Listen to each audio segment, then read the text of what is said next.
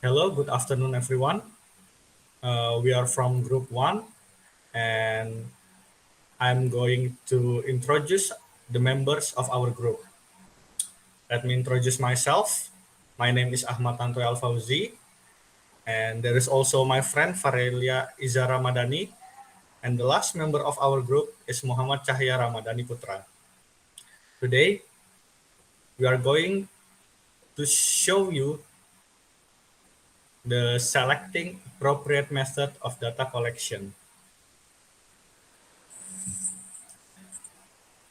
Okay, the first question. So, what is data collection? Data collection is a process of collecting information from all the relevant sources to find answers to the research problems, test the hypothesis, and evaluate the outcomes. Next, there are some factors to consider when choosing a data collection method. The first one is nature, scope, and object of inquiry. Okay, the first one, the method of data collection should be such that suits the type of inquiry that is being conducted by the researcher. This factor also helps the researcher to decide whether the secondary data to be used or the primary data are to be collected for the inquiry. Okay. Number two is availability of funds. The method of data collection to be used is also affected by the availability of funds at the disposal of the researcher. If the researcher has limited funds, they will have to select comparatively cheaper method. Thus, finance is a big constraint in practice, and the researcher has to act accordingly. Next is time factor. This time factor plays a very important role in deciding a particular method of data collection. Some methods are relatively more time consuming, whereas with others data can be collected in a very short period. The researcher has to decide the method of the data collection, keeping in mind the time at their disposal. And the last one is accuracy required. The selection of an appropriate method of data collection is also influenced by the accuracy required in an investigation by the researcher. Next. Okay. Next. There are top 6 data collection methods that people often use to collect the data. Okay, the first one is interview. Okay. Almost everyone knows what is interview. Okay, but the key to efficient interview is knowing what to ask. Okay, the efficiency in interviewing is crucial because of all the primary data collection methods. In-person interviewing can be the most expensive. There are ways to limit the cost of interviews, such as conducting them over the phone or through a web chat interface. But sometimes, an in-person or face-to-face interview can be worth the cost, as the interviewer can tailor follow-up questions based on responses in a real-time exchange. So, interview is an open-ended question. Compared to other primary data collection methods, such as surveys, which is the second top 6 data collection methods, interviews are more customizable and responsive. Okay, next we are going to talk about questionnaires and surveys. Okay, questions and surveys can be used to ask questions that have close-ended answer. Not like interview, data gathered from questionnaires and surveys can be analyzed in many different ways. You can assign numerical values to the data to speed up the analysis, and this can be useful if you're collecting a large amount of data from a large population. And to be meaningful, surveys and questionnaires need to be carefully planned. Unlike an interview, where a researcher can react to the direction of a respondent's answers, a poorly designed questionnaire will lead the study nowhere quickly. While surveys are often less expensive than interviews, they won't be valuable if they are not handled correctly. Okay. Next, we are going to observation. Observation is collecting information without asking questions. Yeah, basically it's just observe. Method is more subjective as it requires the researcher or observer to add their judgment to the data. But in some circumstances, the risk of bias is minimal. In general, observation can determine the dynamics of a situation which generally cannot be measured through other data collection techniques. Observation can also be combined with additional information such as video. Next, documents and records. Document and records based research use existing data for study. Okay. So, using documents and records can be efficient and inexpensive because you're predominantly using research that has already been completed.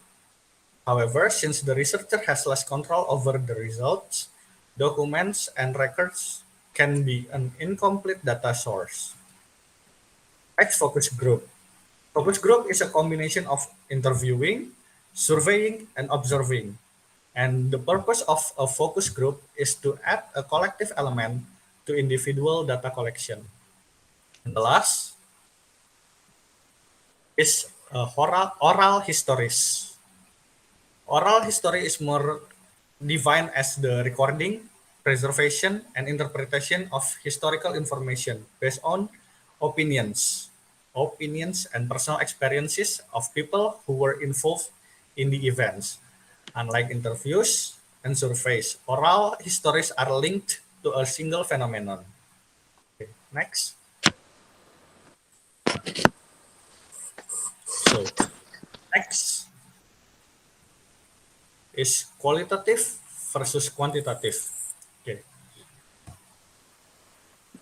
Qualitative focus on to provide a depth of understanding to raw data, while qualitative methods involve the collection, analysis, and management of data instead of counting responses or recording numeric data. This method aims to assess factors like the thoughts and the feelings of research participants.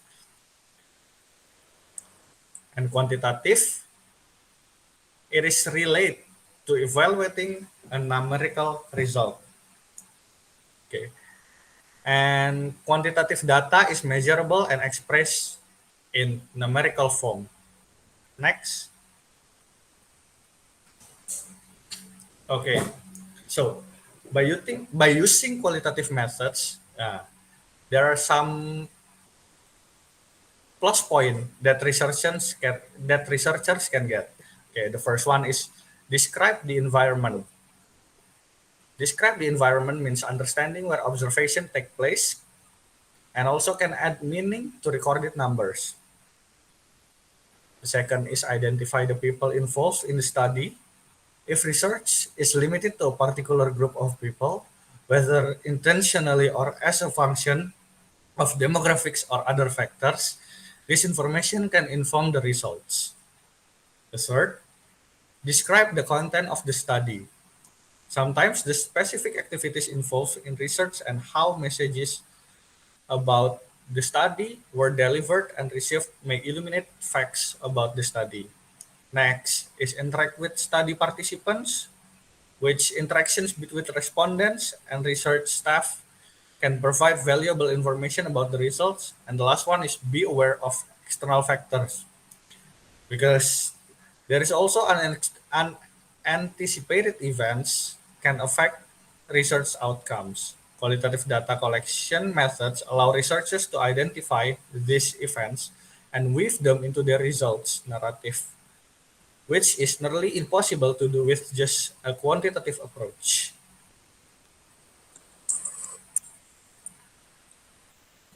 Next will be delivered by my friend Farelia Eza.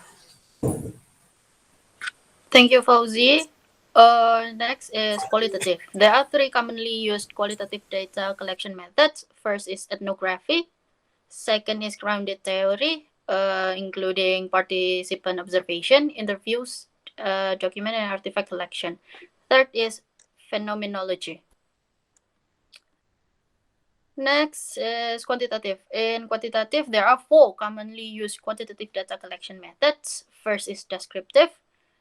Second is correlational research. Third is experimental research. Four is quasi experimental research.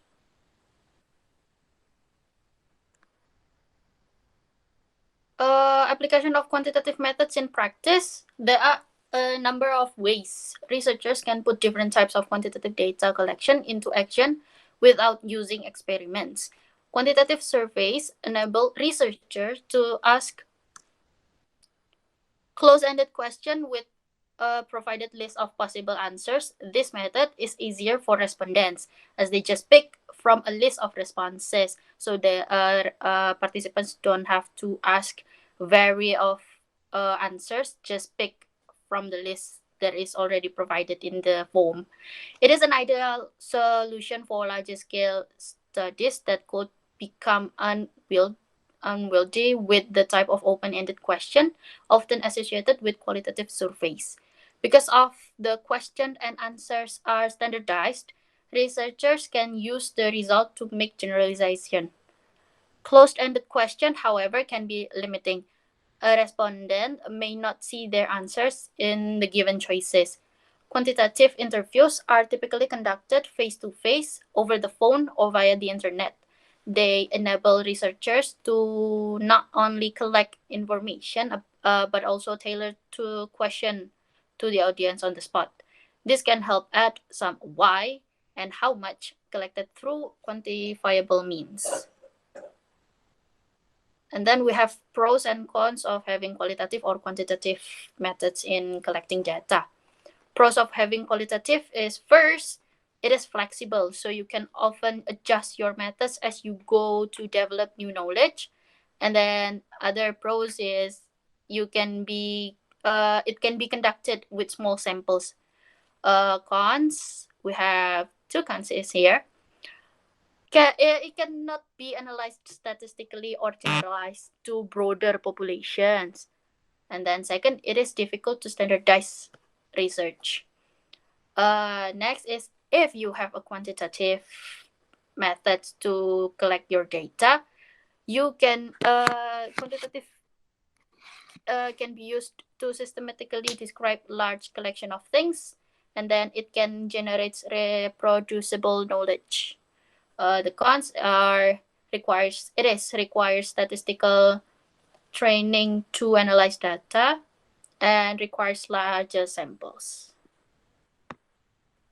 And then primary and secondary data. Primary data is any original information that you collect for the purpose of answering your research question. For example, through surveys, observation, and experiments. And then we have secondary data that is information that has already been collected by other researchers, such as in a government census or previous scientific studies. For next slide, and the rest of the slides will be delivered by Chahya. Chahya, time is yours. And now the descriptive versus experimental.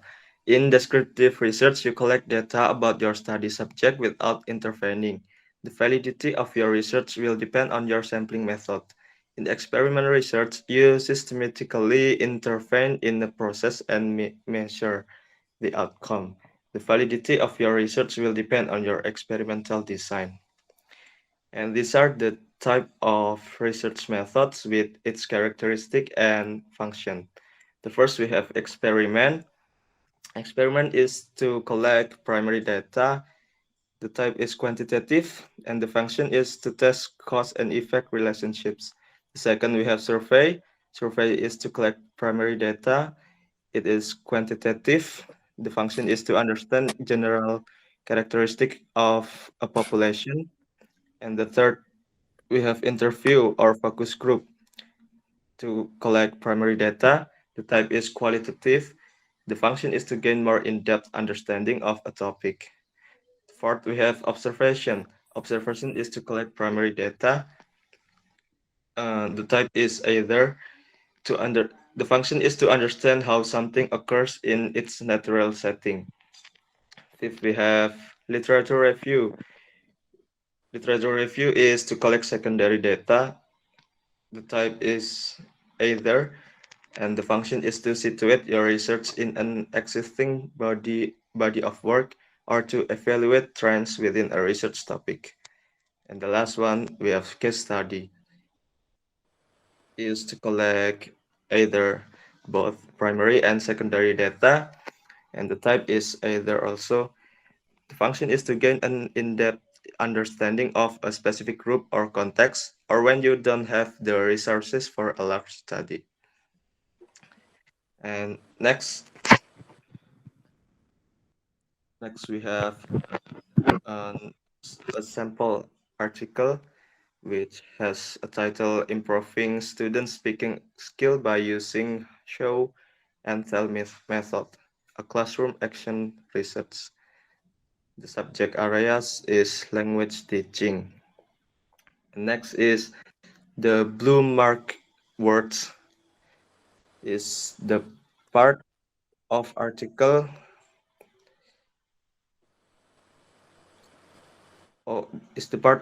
that show the state that the method that the article is used. And the second, we have the yellow mark words, is the part to show the field note taken. Then after that, the article goes to explain the cycle number 2, then continued by the green mark words that showing the observation started from the action cycle 3. And the last one, we have the red mark word. It is the conclusion of the article. That's for me.